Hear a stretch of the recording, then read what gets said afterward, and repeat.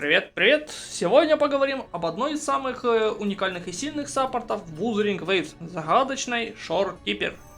Если вы ищете персонажа, который и лечит, и бафает, и при этом идеально вписывается почти в любую пачку, это она. Представьте себе сестру Верины, только более загадочная и с упором не на атаку, а на крит рейт и крит дэмэдж. Да-да, Shorekeeper превращает вашего основного дамагера в настоящую крит машину. Но чтобы раскрыть ее на максимум, нужно уметь правильно выстраивать ротацию. Просто поставь ее в отряд, этого мало.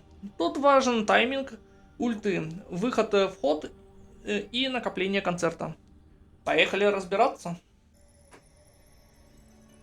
Первая и самая важная ее ульта – End Loop.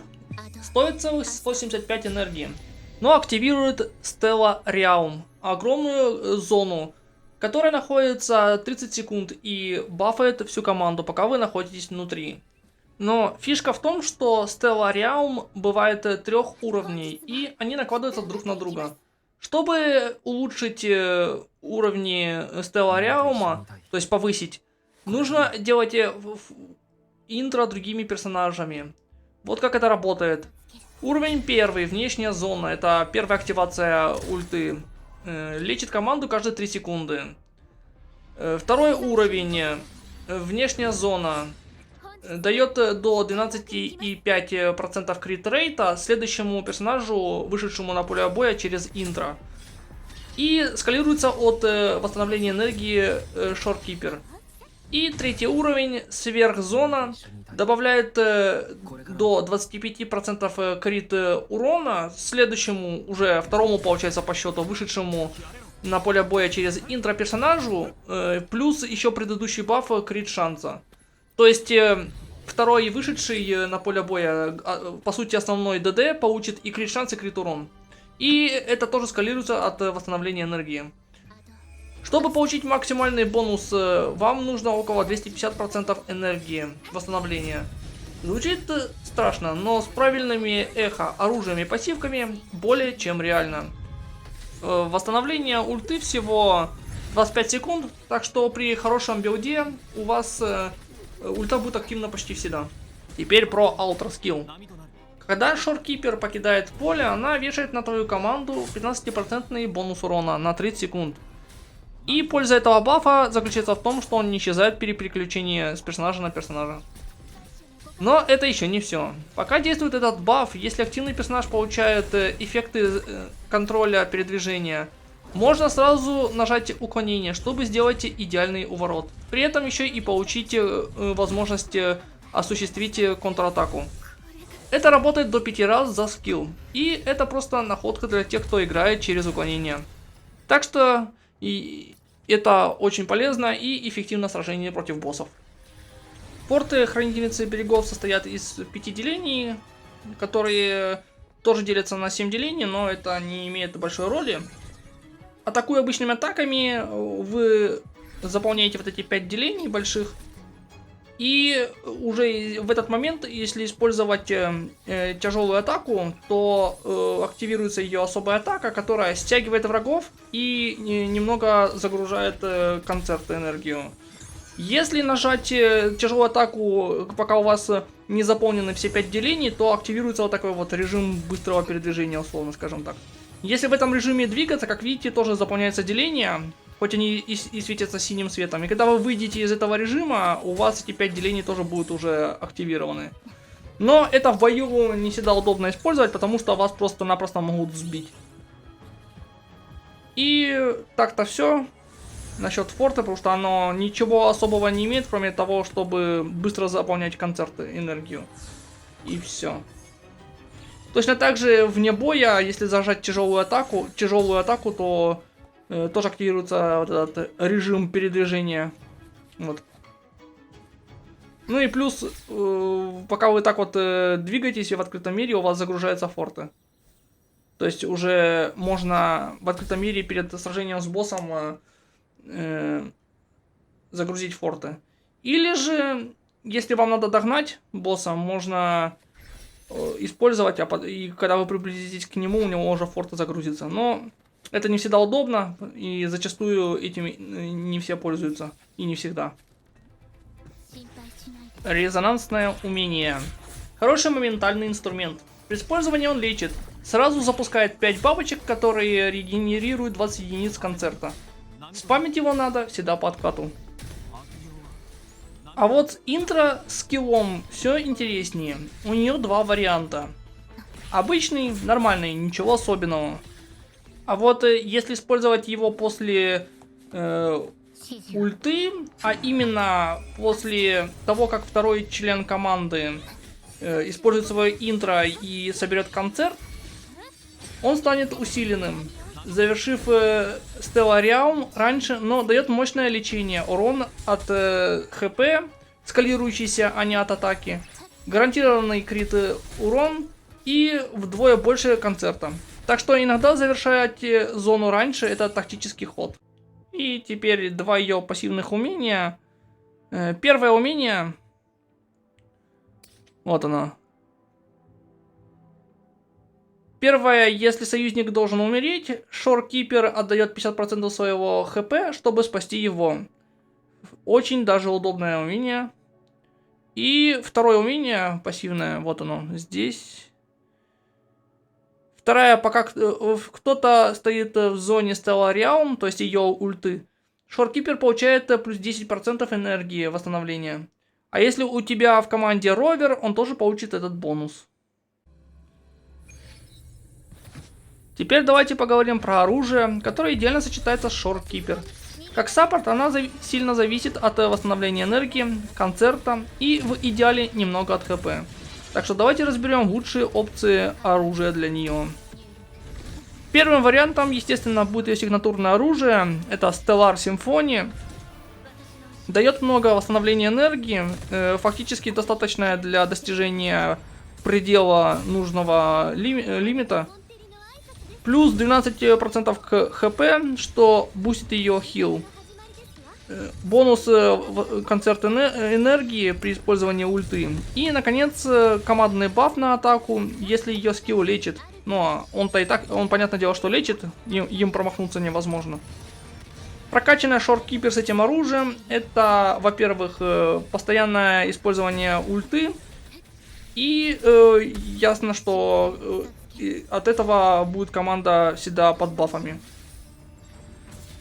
Следующий вариант это Variation.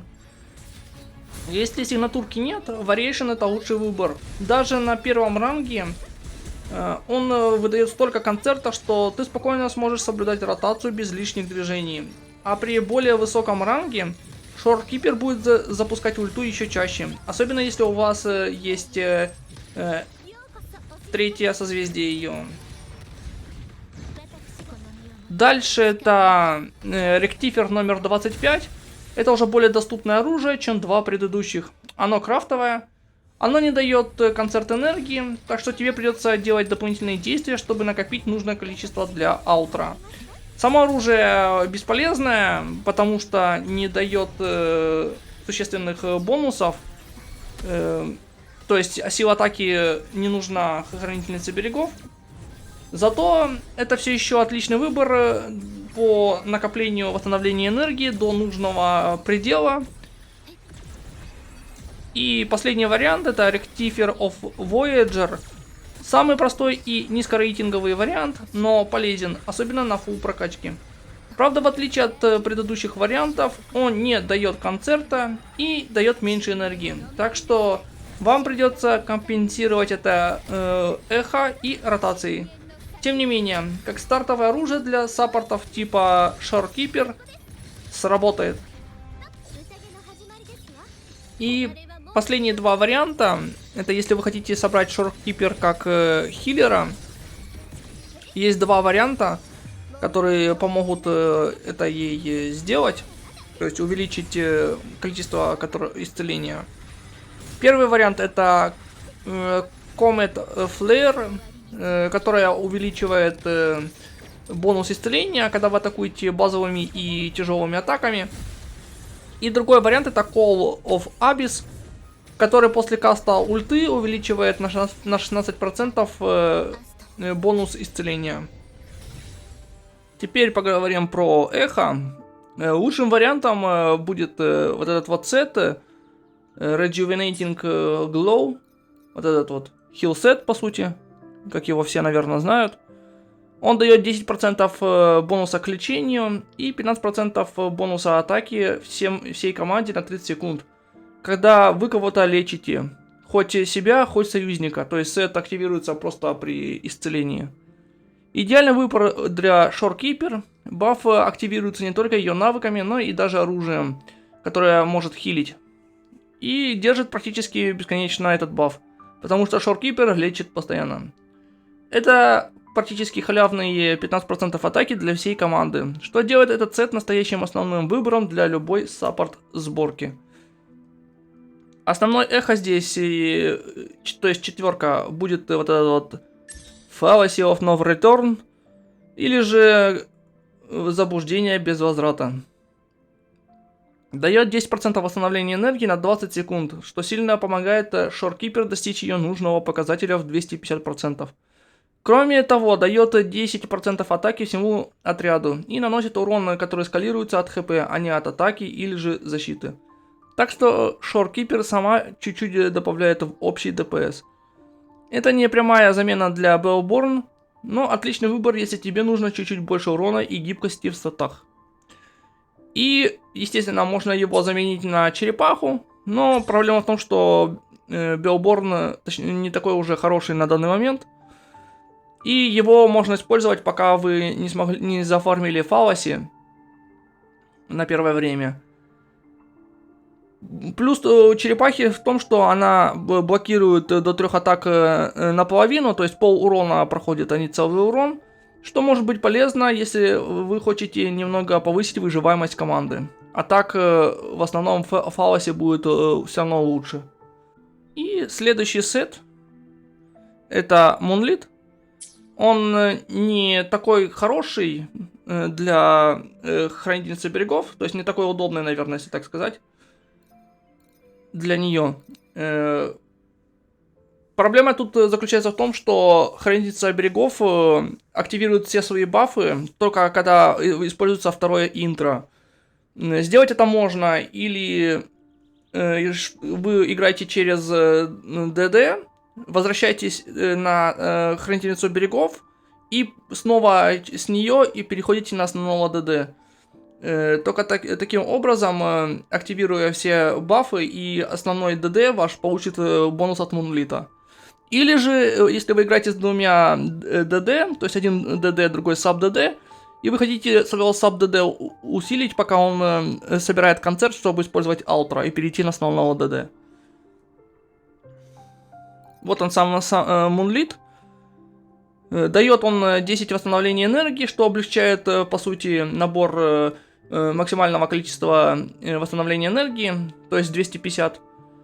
И при использовании Алтра дает следующему персонажу 22 бонуса атаки процента.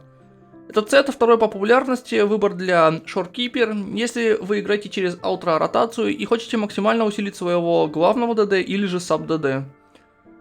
И в этом случае оптимальным выбором это будет Херон, естественно. Вот он. То есть раз вы уже собираетесь как баффера делать, то вот Херон будет лучший выбор. Идеальный саппорт эхо, который активируется сразу перед тем, как ты делаешь Алтра скилл. Дает следующему персонажу 12% к общему урону, то есть бонус урона дает. В сумме с бонусом от 5 частей Мунлита вы получаете 22,5% атаки и 12 плюс бонуса урона. Отличная прибавка к бурсту твоего основного дамагера. Ну или саб-ДД опять же. Теперь поговорим о статах для Shorekeeper. Здесь есть небольшое разнообразие, так как ее можно собрать, чтобы она наносила урон, или же чтобы она хорошо хилила, ну или, скажем так, посредине. И урона чуть-чуть, и чуть-чуть хила. Начнем с бонусов на эхо. В четверочку будем искать crit damage, если хотим, чтобы был большой урон у нее с интро скилла. Бонус исцеления, если хотим собрать чисто саппорта, максимально специализирующимся на исцелении. Или же бонус ХП, если хотим, чтобы был, скажем, такой гибрид. И хилит, и урон наносит. В обе тройки. Точнее, в одну из троек 100% ищем восстановление энергии. Так как даже если у вас есть сигнатурка, одной тройки будет достаточно, чтобы добиться капа. То есть максимального значения в 250. А во вторую тройку тут зависит от оружия. Если у вас нету сигны, то 100% нужна вторая тройка на восстановление энергии. Если есть сигна, и вы хотите, чтобы она урон наносила, то ищем бонус спектра урона. И опять же, если хотите более универсально, то бонус ХП. В обе тройки. Здесь не потеряйтесь, так как ей ни атака, ни защита не нужна, а значит ищем ХП. Теперь поговорим про сабстаты. Здесь все то же самое, что и с основными статами. Все зависит от того, что вы хотите, урон или исцеление. Для урона ищем восстановление энергии до нужного количества. Ищем крит урон и бонус урона с ульты. Дальше ищем ХП и ХП, которое не процентное. Для исцеления забываем про крит урон и бонус с ульты и просто упираемся в ХП во всех статах. Плюс восстановление энергии, опять же, до нужного предела. В конечном итоге, когда вы уже все прокачали, насобирали, у вас должно получиться 30 тысяч ХП и восстановление энергии в 230-240 примерно. Вся эффективность Shorekeeper зависит от того, сможет ли она стабильно использовать свою ульту и при этом получить от нее максимальную пользу. Чтобы это работало на полную, ей нужно 250 восстановления энергии после всех бафов. 100% базовых плюс 150 от артефактов, оружия и бонусов. У нее уже есть 10% восстановления энергии от пассивки.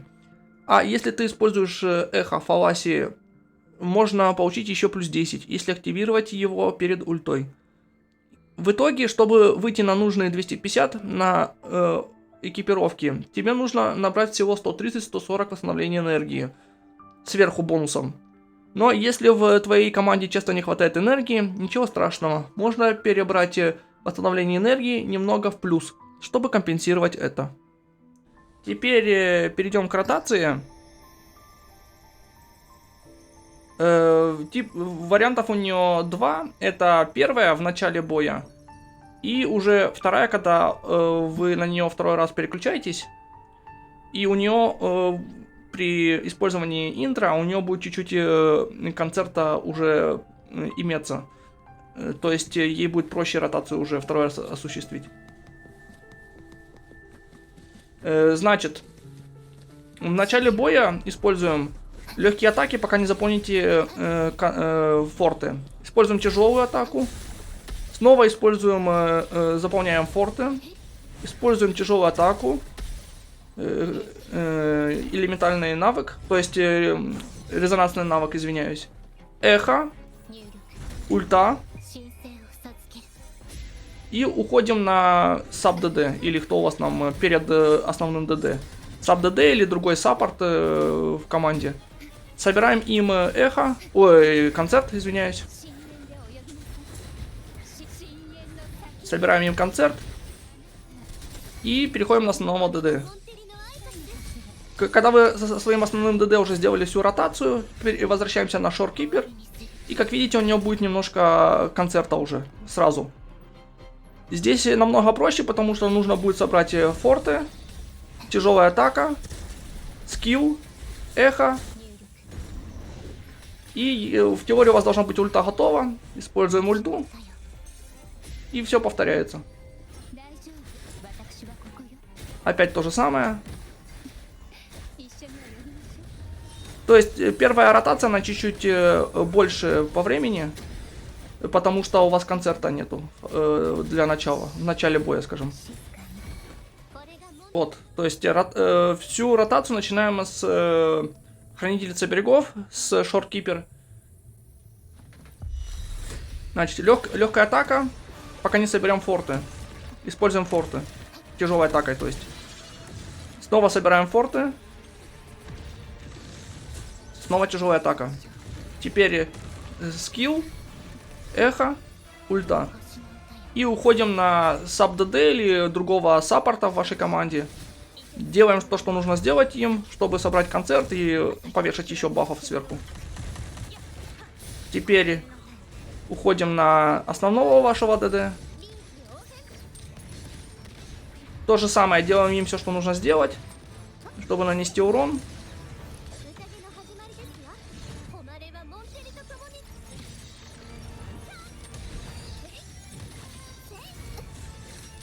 И здесь вот уже будет второй вариант ротации. Потому что, как сейчас вы увидите, концерт у него изначально уже будет. Видите, он чуть-чуть концерта. Потому здесь собираем форты один раз. Тяжелая атака. Скилл. Эхо. Ульта. И все. То есть во второй ротации убирается повторный набор форты. То есть второй раз, когда вы набираете форты после тяжелой атаки. По сути, эта ротация короче, фактически.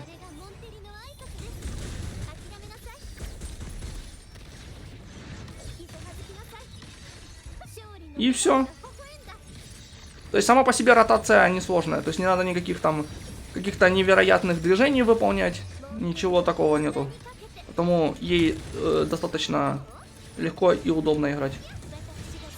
И плюс, если вовремя вот уйти с основного ДД, хранительница еще и урон наносит.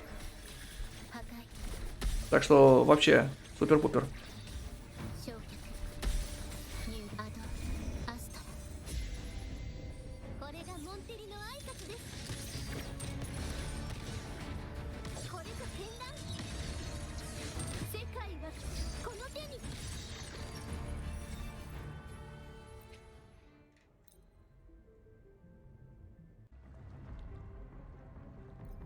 Если вдруг вы соберетесь играть через Moonlit, тут чуть-чуть муторнее, потому что вам придется использовать вот Shorekeeper сначала.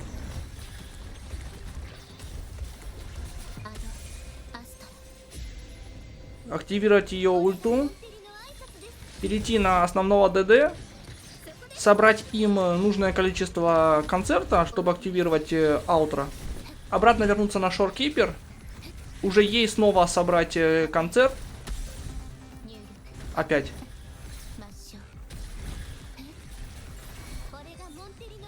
И уйти снова на вашего основного ДД. И таким образом он получит все бафы от ульты Shorekeeper и плюс бафы от Moonlit снова. Но это уже на любителя, как бы. Кому как нравится, как говорится. С командами у нее то же самое, что и у Верины, по сути. Так как она саппорт-хиллер в команде, она, по сути, влезает в любую команду. Но, в отличие от Верины, Верина, например, хороша в командах, где есть быстрая смена персонажей. Потому что сама Верина тоже быстро собирает форты. Shorekeeper больше всего нужна в тех командах, где основной урон делает главный ДД в команде. Плюс еще ее хорошо в команды брать, где у вас у основного ДД нету большого количества крит шанса или крит урона. То есть хранительница своими бафами может немножко эту проблему исправить, по сути.